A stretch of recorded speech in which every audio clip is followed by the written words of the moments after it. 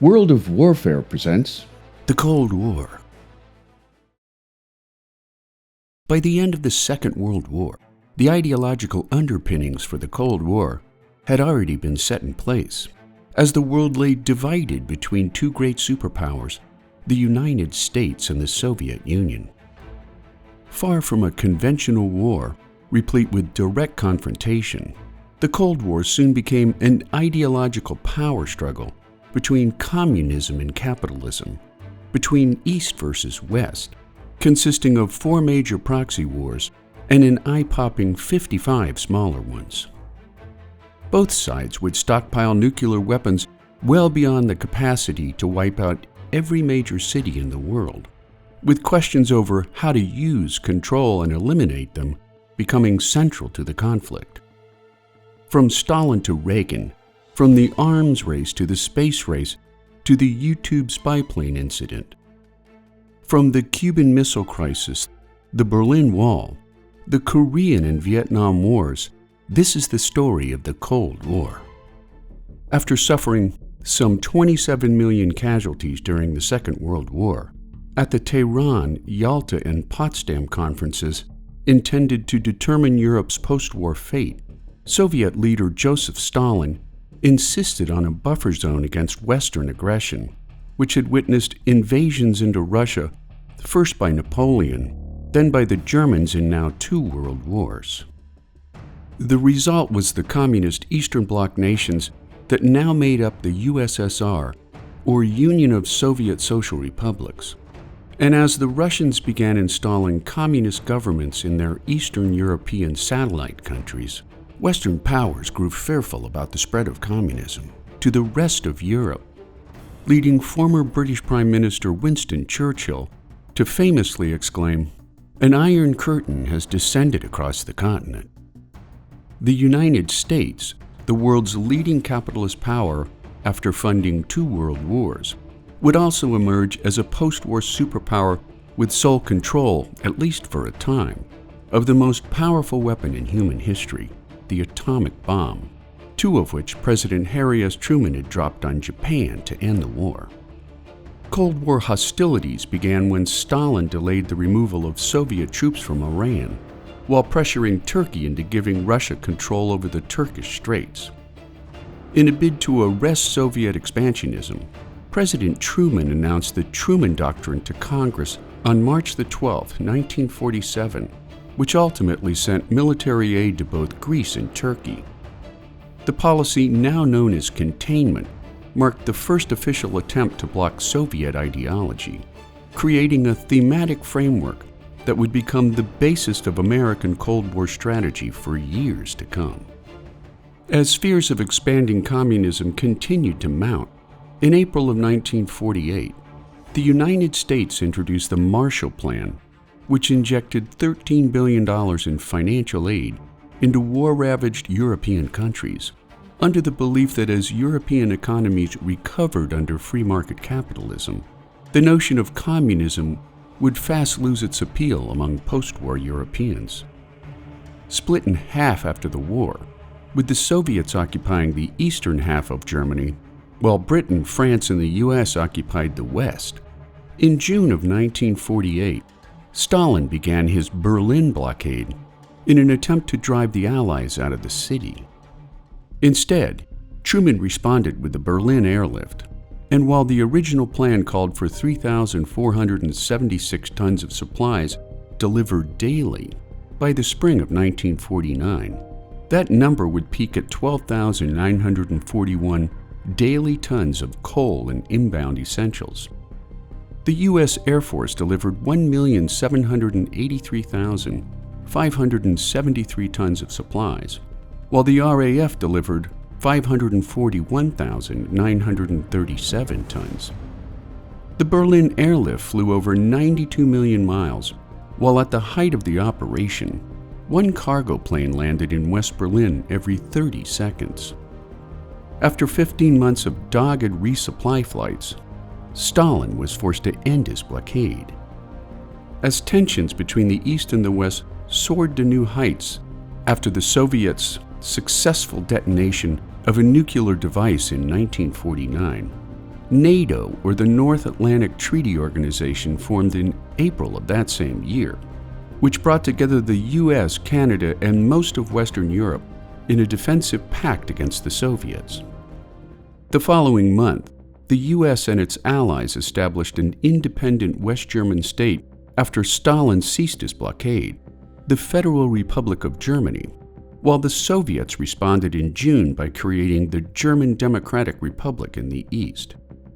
In a further effort to halt the spread of communism, the CIA witnessed a tenfold increase in its budget and manpower since its inception in September of 1947, growing the organization's overseas bases from 7 to 47, as they attempted to interfere in developing countries where independence movements were seen as a potential injection point for Soviet-style communism.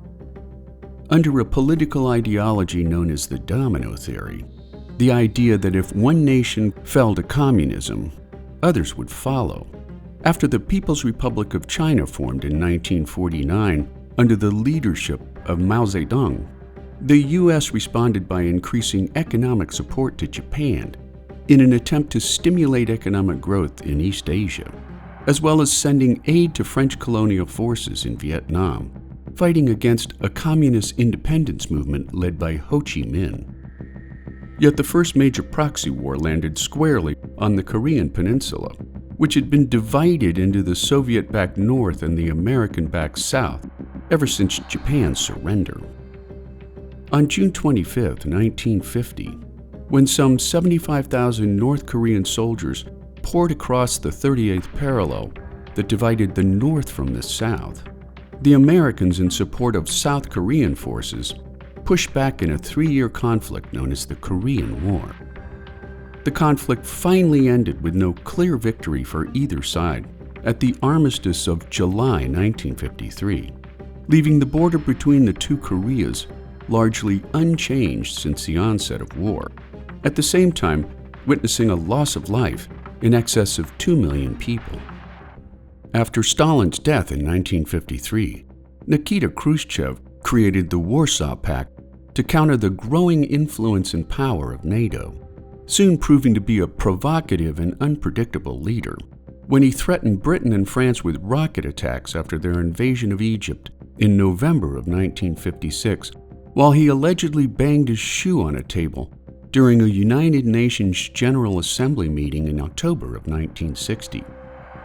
By the time John F. Kennedy came to power in 1961, Khrushchev became focused on the high number of defections from communist East Germany, some 2.7 million defections since 1949.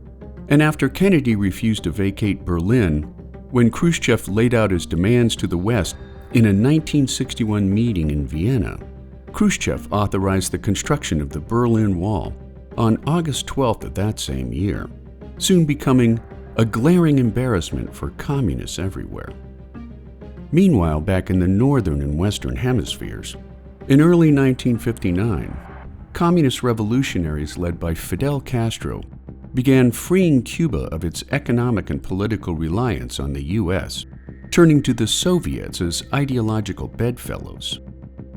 Not wanting a communist nation less than 90 miles from the U.S. mainland, Kennedy attempted to topple Castro's regime in the Bay of Pigs invasion, which employed a group of some 1,400 CIA-trained Cuban exiles to invade the country beginning on April 17th of 1961. Surrendering after only 3 days, Kennedy's public embarrassment convinced Khrushchev of the need to protect Castro, sending in nuclear missiles to the island nation in 1962. On May 1, 1960, the Soviets shot down a U-2 spy plane over Soviet airspace, forcing American pilot Francis Gary Powers to eject from his plane before being taken prisoner when he reached the ground. U.S. authorities initially acknowledged the loss of a civilian weather research plane operated by NASA, but after the Soviet government produced both the pilot and photographs of Soviet military installations taken during the mission, the incident prompted a marked deterioration in relations between the Soviet Union and the United States, already strained by the early days of the Cold War. 2 years later, similar American spy technology soon spotted Khrushchev's missiles on Cuba, prompting Kennedy to call for a naval blockade of the island, while 140,000 U.S. troops were stationed in Florida after the Pentagon raised the U.S. alert system to DEFCON 2 for the first time in history. As both sides began to prepare for all-out nuclear war, the stakes went even higher after the U.S. used depth charges to alert a Soviet sub that it had strayed too close to their blockade. Thinking they were under attack, the sub's captain ordered the launch of nuclear torpedoes, while ultimately his order was countermanded by Officer Vasily Arkhipov, who refused to support the captain's decision by a required 3-officer vote, single-handedly thwarting the closest humanity has come to mass nuclear annihilation. The close call brought Kennedy and Khrushchev to an agreement a day later, when on October 28th, Kennedy promised not to invade Cuba, provided Khrushchev removed all Soviet nuclear warheads from the island, while a hotline was installed between the Kremlin and the White House to ensure better communication should another crisis arise. After Kennedy's assassination on November 22, 1963, America's long proxy war in Vietnam accelerated under the presidency of Lyndon Baines Johnson, who felt that the United States would appear weak on the international stage should South Korea fall to the communists in the North. But as the war escalated, spilling into Laos, Cambodia, and Thailand in 1968, the ongoing war led to massive international protest marches in the United States and Europe. In a showing of largely youthful discontent, anti-war protesters maintained that the war was immoral and unwinnable, and when their pushback proved to be too much for LBJ, he announced his decision not to seek re-election. I shall not seek, and I will not accept the nomination of my party for another term as your president. War in Southeast Asia would drag on until 1975, when the Communist North at last took over South Vietnam. During the full course of the war, 58,000 Americans and 260,000 South Vietnamese soldiers had died, while over 3 million North Vietnamese soldiers, Viet Cong guerrillas, and Vietnamese civilians had also perished. In 1964, the Soviet Union began to face a myriad of internal difficulties, which saw Khrushchev deposed and replaced by Leonid Brezhnev, whose ascendancy was marked by nepotism, corruption, and severe economic stagnation.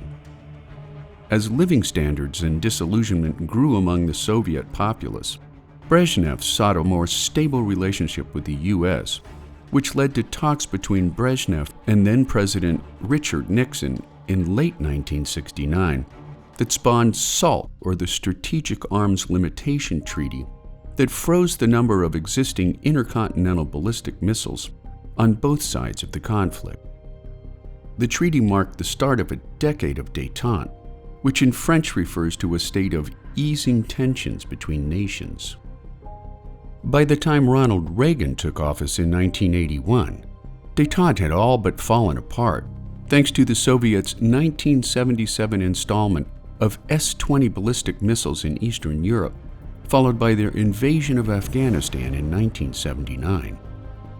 Describing the Soviet Union as an evil empire, Reagan attempted to free the world of all threats of nuclear annihilation by accelerating the arms race in what he called peace through strength, in which he planned to break the backs of the Soviets in an arms race that would eventually lead to an arms reduction agreement. Nicknamed Star Wars by the media, Reagan's Strategic Defense Initiative, or SDI, relied on a radical new missile defense system that employed lasers and space-based missiles to defend against a Soviet nuclear attack.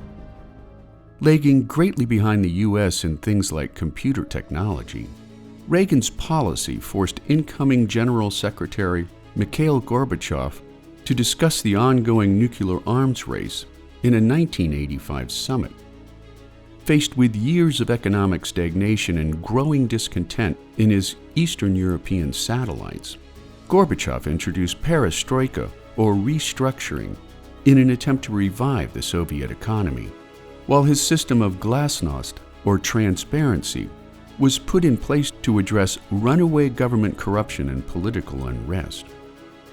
With full knowledge that Reagan's self-inflicted arms race was crippling the Soviet economy, between 1985 and 1988, Gorbachev and Reagan built trust and mutual respect during 5 separate meetings, ultimately signing the Intermediate Nuclear Forces Treaty on December 8 of 1987, which led to a ban on all short and intermediate-range ballistic missiles. By 1990, the treaty had witnessed the destruction of over 2,500 nuclear weapons, marking the first time in Cold War history that both sides pledged to eliminate an entire class of nuclear missiles. In December of 1988, Gorbachev delivered a speech to the United Nations that vowed to cut 500,000 Soviet ground forces in Eastern Europe, which signaled an end to the Brezhnev-era mistreatment of dissidents and protesters, leading to a string of democratic revolutions in Eastern Europe that began in 1989.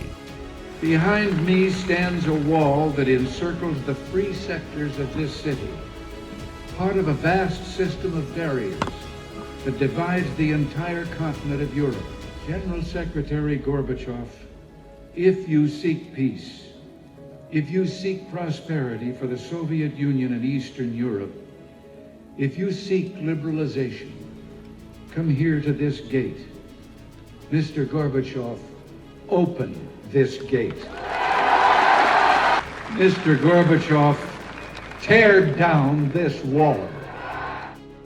On November 9, 1989, Ronald Reagan got his wish when East and West Berliners were made one by the destruction of the Berlin Wall. While Germany would be fully reunited in 1990, the Soviet Union collapsed the day after Christmas 1991, dissolving into 15 independent states in a surprisingly swift and bloodless conclusion. The collapse of the Soviet Union brought an end to a bipolar world order of the mid to late 20th century, making the Cold War a bygone threat of mutually assured destruction that terrified humanity for nearly half a century.